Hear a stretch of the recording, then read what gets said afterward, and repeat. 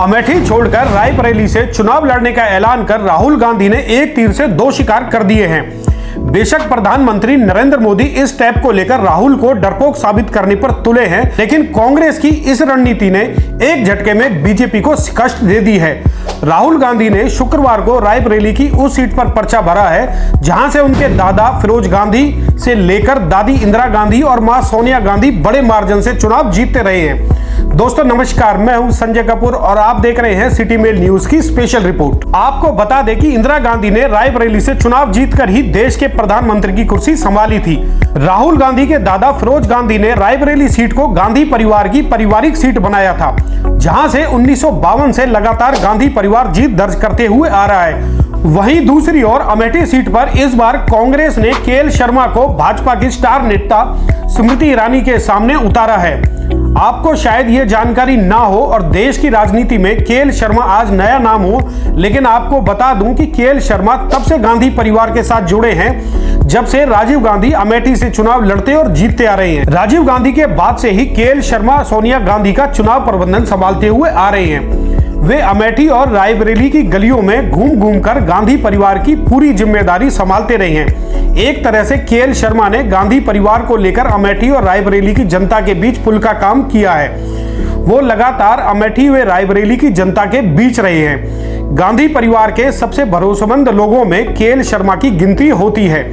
इसलिए कांग्रेस ने एक सोची समझी रणनीति के चलते ही शर्मा को अमेठी में स्मृति ईरानी के सामने उतारा है। चुनावी रणनीतिकारों का मानना है कि केएल शर्मा के सालों से अमेठी में किए गए कार्यों की बदौलत ही उन्हें स्मृति ईरानी के सामने उतारा गया है और उन्हें किसी भी सूरत में हल्का उम्मीदवार नहीं माना जा सकता।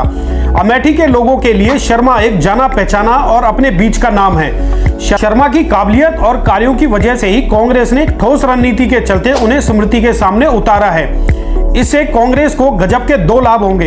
एक तो स्मृति से राहुल गांधी के खिलाफ बोलने का मुद्दा छीन लिया, दूसरे राहुल को चुनावी दौरों के लिए पूरी तरह से फ्री कर लिया। यदि राहुल अमेठी से चुनाव लड़ते तो वहां फंसकर रह जाते, जिसका बड़ा नुकसान कांग्रेस को उठाना पड़ सकता था।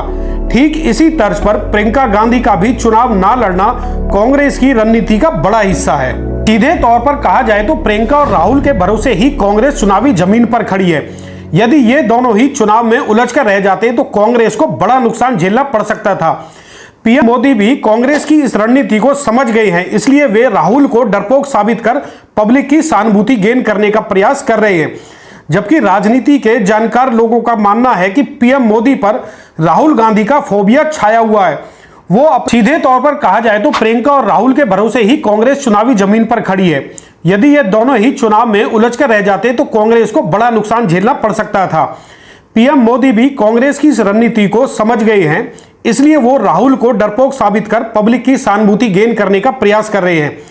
जबकि राजनीति के जानने वाले लोगों का मानना है कि पीएम मोदी पर राहुल गांधी का फोबिया छाया हुआ है। वो अपनी सभाओं में राहुल गांधी का जमकर प्रचार कर रहे हैं। मोदी की जुबान से राहुल का नाम सुनकर देश की जनता के सामने कांग्रेस को मुफ्त का प्रचार मिल रहा है।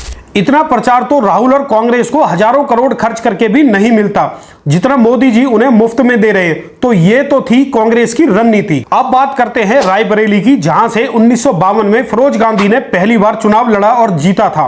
फिर 1958 में उन्होंने यह सीट जीती। फिरोज गांधी के बाद इंदिरा गांधी ने रायबरेली सीट को अपना लिया और उन्होंने शानदार तरीके से जीत दर्ज करना हासिल कर लिया। हालांकि रायबरेली से 3 बार गैर कांग्रेसी उम्मीदवारों ने भी जीत हासिल की है, मगर अधिकांश रूप से रायबरेली कांग्रेस की अपनी सीट रही है। 2004 से सोनिया गांधी इस सीट से चुनाव जीतती आ रही हैं। फिलहाल भी वो यहां से एक सांसद हैं। अब अपने दादा दादी और मां की सीट से राहुल गांधी ने पर्चा भरकर बीजेपी के होश उड़ा दिए हैं। दरअसल पीएम मोदी राहुल को डरपोक बताकर उन्हें अमेठी से चुनाव लड़ने के लिए मजबूर करना चाहते थे, ताकि उन्हें इस सीट पर बांधकर घेरा जा सके। मगर कांग्रेस उनके इस उकसावे में नहीं आई और उल्टा केएल शर्मा को अमेठी भेजकर स्मृति की अच्छी खासी घेराबंदी कर दी है। रायबरेली में 5वें चरण में 20 मई को चुनाव होना है। यह है कि कांग्रेस की यह रणनीति चुनावी परिणामों पर कितना असर डाल पाती है।